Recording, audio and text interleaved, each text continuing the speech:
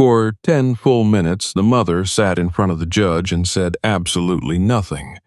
Not because she did not understand the question, not because she had no answer, and not because she was trying to disrespect the court. She sat there with both hands pressed together, eyes red, lips trembling, while the entire courtroom waited for her to explain why she had brought her teenage son before the court that morning. At first, people thought she was nervous. Then they thought maybe she was ashamed. But the longer the silence continued, the heavier the room became. Her son, Daniel, sat beside her with his arms crossed, staring at the floor like none of it mattered. He was 17, tall, clean-cut, wearing an expensive jacket that did not match the tired look on his mother's face. The case seemed simple from the outside. Daniel had been accused of damaging a neighbor's car, shouting threats, and laughing when the police arrived. The neighbor claimed Daniel acted like rules did not apply to him. But this hearing was not only about broken glass or scratched paint. This was about a boy who had stopped listening, a mother who had run out of strength, and a judge who slowly realized that the quietest person in the courtroom was carrying the loudest truth. When the judge first asked the mother to speak, she opened her mouth, but nothing came out. Daniel rolled his eyes, leaned back in his chair, and whispered, "Here we go again." The judge heard it. Everyone heard it. But the mother still said nothing. The judge looked at Daniel and said calmly, "Young man, you will not speak while your mother is being asked a question." Daniel shrugged, as if even that warning was just another sound in a room full of people trying to control him. The neighbor gave his statement first. He described waking up to shouting outside, finding his car damaged, and seeing Daniel laughing with 2 other boys near the sidewalk. He said when he confronted Daniel, the boy smiled and told him, "Call whoever you want. Nothing is going to happen." That sentence made the judge look up from the file. Daniel's face did not change. He did not look sorry. He did not look afraid. He looked bored. Then the judge turned back to the mother. "Mom, I need to hear from you." Again, silence.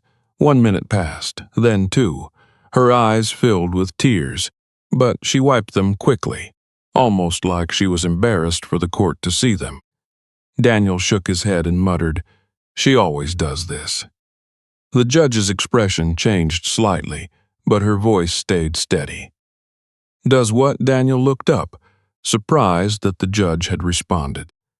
"Cries," he said, "makes everything dramatic." A few people in the courtroom shifted in their seats. His mother looked down, and something about that movement told the judge this was not the first time she had been humiliated by her own son. The judge asked Daniel if he understood why he was there. He smirked and said, "Because some guy is mad about his car." The neighbor's jaw tightened. The judge closed the file slowly. "No," she said. "You are here because you appear to believe consequences are something that happened to other people."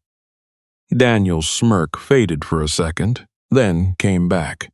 He said his mother would pay for the damage, like she always did, and that this whole thing was being made bigger than it needed to be. That was when the mother finally made a sound, not words, just a broken breath, the kind someone makes when they are trying not to fall apart in front of strangers. The judge noticed. She asked, "Mom, has your son said that before? That you will pay for it?" The mother gripped the edge of the table. Still, she could not speak. The judge then asked the bailiff to bring her a glass of water. The courtroom waited. Daniel looked annoyed now, not worried. He leaned toward his mother and whispered, "Just say it's fine." But it was not fine. It had not been fine for a long time. The judge asked Daniel to sit back and then looked again at the mother. "You do not have to protect him from the truth in this room," she said. That sentence broke something open. The mother covered her mouth. and the tears she had been fighting for 10 minutes finally fell. She reached into her bag and pulled out a folded envelope. Her hands were shaking so badly that the bailiff had to help pass it to the judge. Daniel suddenly sat up. "What is that?" he asked. For the first time all morning, he looked nervous. The judge unfolded the papers inside. They were receipts, repair bills, school notices, police warnings, and one handwritten note. The judge read silently for a moment, and the longer she read, the quieter the courtroom became. Then she looked at Daniel and asked, "Do you know how many extra shifts your mother worked last month?" Daniel did not answer. The judge continued, "Do you know what she sold to pay for the last damage complaint?" Daniel's face changed.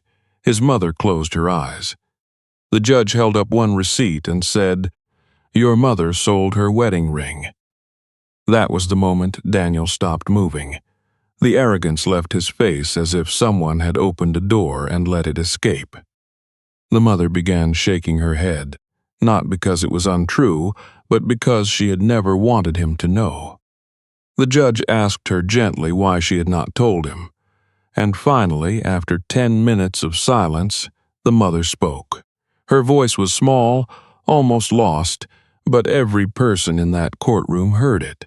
"Because I didn't want him to feel like his father left us with nothing." Daniel turned toward her. His mouth opened, but no words came. The mother continued, saying his father had died 2 years earlier, and since then, Daniel had changed. At first he was angry, then careless, then cruel. Every time he broke something, every time he got into trouble, every time he acted like nobody could touch him, she paid, apologized, and begged people not to give up on him. Not because she thought he was innocent, but because she was terrified that if one more person gave up on him, he would believe he was already lost. Daniel's eyes were wet now, but he looked away before anyone could see too much. The judge gave him a moment, then said, "Your mother's silence today was not weakness. It was exhaustion." Those words hit harder than shouting ever could. The judge ordered Daniel to pay back the damages himself through supervised work, not his mother. She ordered community service, counseling, and a written apology to the neighbor. But then she did something Daniel did not expect.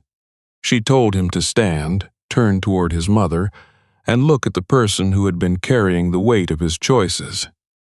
Daniel stood slowly. For a few seconds, he could not lift his eyes. Then he did.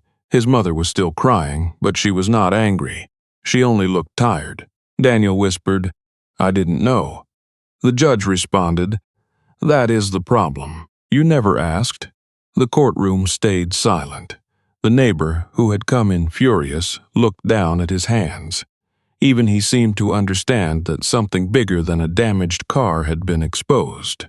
Daniel began to cry, not loudly, not dramatically, but like a boy who had finally realized that every careless action had landed on the shoulders of the only person who never stopped standing beside him.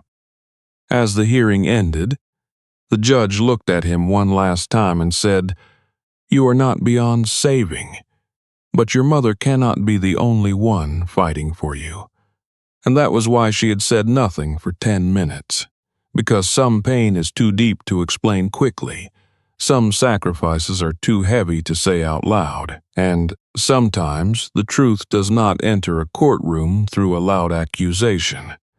Sometimes it sits quietly beside a broken mother, waiting for the right question to finally bring it into the light.